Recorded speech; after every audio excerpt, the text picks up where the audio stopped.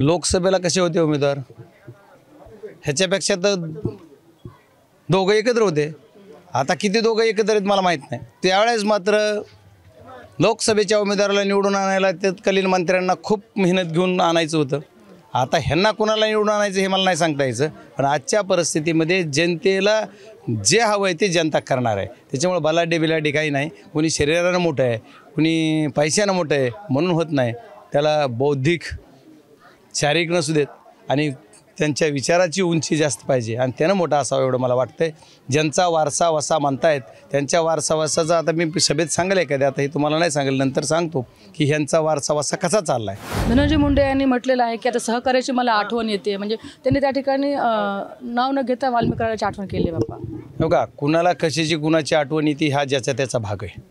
आता कुणाला मी म्हणलं मला एकदा कॉलेजमध्ये मी शिकत होतो, मला माझ्या एखाद्या मित्राची आठवण येते, तर आताचं जग आहे। आज काय होतं ते बघा, आता आठवण येते तर भेटायला जा, आम्ही कुठं नका म्हणतो, आठवण येते तर जावा। नगरपालिका निवडणुकीच्या अनुषंगाने आता प्रचाराला रणधुमाळी सुरू झालेली आहे। आपण पाहू शकता की आज बीड जिल्ह्याचे खासदार बजरंग सोनवणे यांनी परळी या ठिकाणी प्रचार करण्यास सुरुवात केलेली आहे। आज ते आपल्या प्रचारामध्ये सोबत आहेत। बाप्पा काय सांगताय तुम्ही, आता आज आपण परळीमध्ये उमेदवाराच्या प्रचाराच्या अनुषंगाने प्रचार करताय। परळी नगर परिषद ही लोकांनी यावेळेस ठरवलेलं आहे की त्यांना निर्णय घ्यायचा आहे, बदल हवा आहे। परळीमध्ये बदल करण्याचा लोकांची मानसिकता आहे।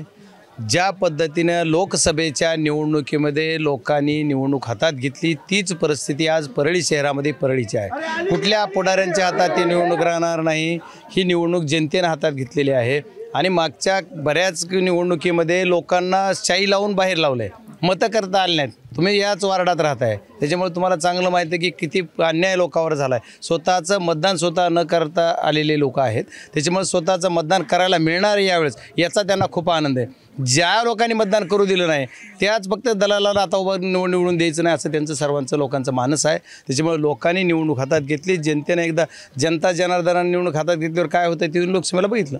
त्याच्यामुळे पुढारी इकडं जनता इकडं। या ठिकाणी परळी मतदारसंघामध्ये म्हणजे नगर परिषदेच्या निवडणुकीच्या अनुषंगाने प्रतिस्पर्धी म्हणून जे आहे ते महायुतीचे बलाढ्य असे उमेदवार आहेत आणि आपण तुतारीच्या माध्यमातून या ठिकाणी प्रचाराला आला आहात। बाप्पा काय आव्हान असणार त्या ठिकाणी? लोकसभेला कसे होते उमेदवार ह्याच्यापेक्षा तर दोघं एकत्र होते। आता किती दोघं एकत्र आहेत मला माहीत नाही। त्यावेळेस मात्र लोकसभेच्या उमेदवाराला निवडून आणायला तत्कालीन मंत्र्यांना खूप मेहनत घेऊन आणायचं होतं। आता ह्यांना कोणाला निवडून आणायचं हे मला नाही सांगता यायचं, पण आजच्या परिस्थितीमध्ये जनतेला जे हवं आहे ते जनता करणार आहे। त्याच्यामुळे बलाढ्य बिलाढ्य काही नाही, कोणी शरीरानं मोठं आहे कोणी पैशानं मोठं आहे म्हणून होत नाही।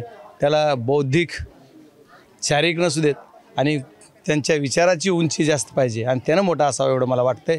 ज्यांचा वारसा वसा म्हणतायत त्यांच्या वारसा वसाचा आता मी सभेत सांगेल एखाद्या, आता हे तुम्हाला नाही सांगेल, नंतर सांगतो की ह्यांचा वारसा वसा कसा चालला आहे। त्याच्यामुळे मला जास्त काय बोलायचं नाही, कोणावर टीका टिप्पणी करून होत नाही। आम्ही काय करू तर भ्रष्टाचार थांबू, ज्यांनी भ्रष्टाचार केला आहे तो भ्रष्टाचार बाहेर काढू, लोकांना स्वच्छ पाणी देऊ, रस्ते देऊ।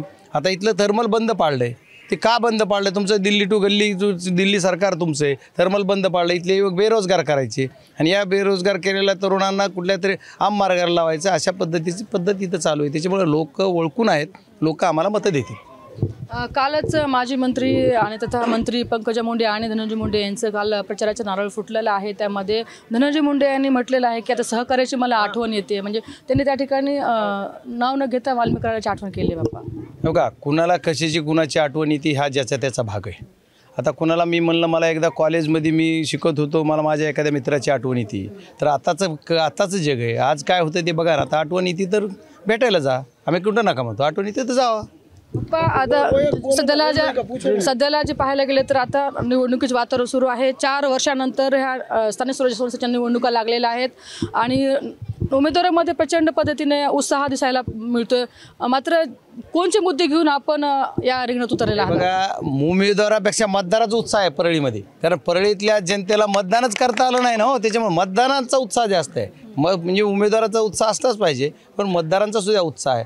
चाहे कुठलाही असो, एखादा अपक्ष जरी उभा राहिलेला असला तरी त्याला सुद्धा वाटतं की आता ह्या लोकांचं मतदान, आणि लोकांना मनात असं वाटतं की आम्हाला मतदानच करता आलं नाही यार। विधानसभेला मतदान झालं का परळीत तुम्ही सांगा, तुम्ही आता एक तुम्हाला पण सगळे तुम्ही आता मीडियामध्ये आहात, तुम्ही सांगा लोकांचे काय हाल झाले. फक्त इकडे दाखवायचं एक आम्हाला म्हणायचं की विरोधक सगळे बदनामी करतात, आम्ही बदनामी करतो का? आता तुम्ही रोज तुमच्या जवळचा कोणीतरी माणूस काहीतरी काहीतरी करणार, कुणीतरी करणार, कुणी काहीतरी होणार, कुणी काही करणार आणि तुम्ही म्हणणार आम्ही बोलायचं नाही का? आम्ही तरी बोलत नाहीत. आता मला काल पत्रकाराने बरंच विचारलं की ह्यांच्या वेळी असं झालं PAचं. मी म्हणलं मी माहिती घेऊन बोलतो, नाही बोललो. मी वैयक्तिक जीवनात कोणाच्यालाही बोलू नाही. पण जर तुम्ही सार्वजनिक जीवनामध्ये माझ्या जनता जनार्दनाच्या जीवावर उठत असाल तर तिथं आम्ही नक्की बोलणार. तुमचं जास्त लक्ष पडलं असं वाटतंय, असं लोकांचं म्हणणं आहे. असं तुम्हाला वाटतंय, पण माझं लक्ष घार फेले आकाशी परत चित्त पिल्लापाशी म्हणल्यासारखं माझं चित्त परळीवर नक्की आहे. आणि परळीवर माझं लक्ष आहे जास्तीचं जर म्हणलेच कुणी तर 100% आहे. कारण या परळीनं मी काहीच न देता मला मतं दिलेत. एवढा दबाव असताना, एवढं प्रेशर असताना, एवढा पैसा असताना या लोकांनी मला मतं दिलेत यार. मग हे परळीचे आभार मानले पाहिजेत ना. परळीचं मी काहीच नाही दिलं, चहासुद्धा नाही. आणखी मला कुठला नेता माहीत नव्हता. इथं परळीमध्ये कोणी एखादा कुठला बडा नेता नाही, कोणी छोटा नेता नाही, कोणी काय नाही. फक्त जे हे आमचे ही सगळे आहेत सोंगाडी, या सर्वांनी आम्हाला ताकदीनं मदत केली आणि या आमच्या मावळेंनी आम्हाला मदत करून निवडून दिलं. त्याच्यामुळे या सगळ्यांचे आभार मानायसाठी मी परळीत आहे. पण यांनी जर मला उभं केलं असेल, मला निवडून द्यायसाठी मदत केली असेल तर यांच्या वेळेस मी उभारणं माझं कर्तव्य असं समजतो. खूप खूप धन्यवाद. अरे बाप्पा, तुम्ही आता प्रचार बघताय, प्रचारावर फिरताय, गोलोगोली आता फिरायला सुरुवात तुम्ही केलेली आहे. बाप्पा, लोकांचा प्रतिसाद कसा आहे आपल्याला? मी पहिल्याच प्रश्नात आपल्याला सांगितलं की लोकांचा प्रतिसाद म्हणजे ही निवडणूक लोकसभेला ज्या पद्धतीने जनतेत हातात घेतली होती त्याच पद्धतीनं बीड जिल्ह्यातल्या परळी शहरातल्या जनतेने ही निवडणूक परळी नगर परिषदेच्या हातात घेतलेली. त्याच्यामुळे आमचा नगराध्यक्ष तर निवडून येणार आजच आणि सगळ्या नगरसेवकसुद्धा चांगल्या मताने निवडून येणार आहेत. आज ज्या वार्डात तुम्ही आहेत त्या वार्डातले नगरसेवकसुद्धा आमचे 2ची 2 निवडून येणार. बाकीसुद्धा कुणी आता एक विरोधक म्हणून कुणी उभारत असतं, ती उभारले त्यांनासुद्धा काही जणांना आता ठीक आहे वाटत असलं तरी ती उभारलेले सुद्धा मला मतं केलेली आहेत काही. त्याच्यामुळे मला त्यांच्यावर काही कोणावर बोलायचं नाही, उमेदवारावर बोलणारच नाही. उमेदवार इथं सगळ्यांनी मला मतं केली, फक्त ज्या नेत्यांनी मला विरोध केला आहे त्यांची जिरणार ही लोक आहेत. ओके. तर आपण पाहू शकतो की या ठिकाणी प्रचाराला सुरुवात झालेली आहे आणि प्रचार सुरू झाल्यानंतर आता बजरंग सोनवणे यांनी आता उमेदवाराच्या जिंकण्यासाठी आता दारोदार आता रॅल्या काढलेल्या आहेत आणि रॅलीच्या माध्यमातून बजरंग सोनवणे यांनी म्हटलेलं आहे की यंदा गुलाल आम्हालाच लागणार. प्रचाराला आता जोरदार सुरुवात झालेली आहे आणि जनतेचे देखील प्रतिसाद असल्याच्या या ठिकाणी बजरंग सोनवणे म्हटलेलं आहे. 2 तारखेला मतदान आहे आणि 3 तारखेला रिझल्ट आहे. रिझल्टच्या दिवशी नेमका गुलाल कुणाला लागतो आता हेही पाहणं तिथंच महत्त्वाचं असणार आहे. कॅमेरा पर्सन संजू ब्रायसह सुकेश नाईकवाडे, महाराष्ट्र टाइम्स बीड.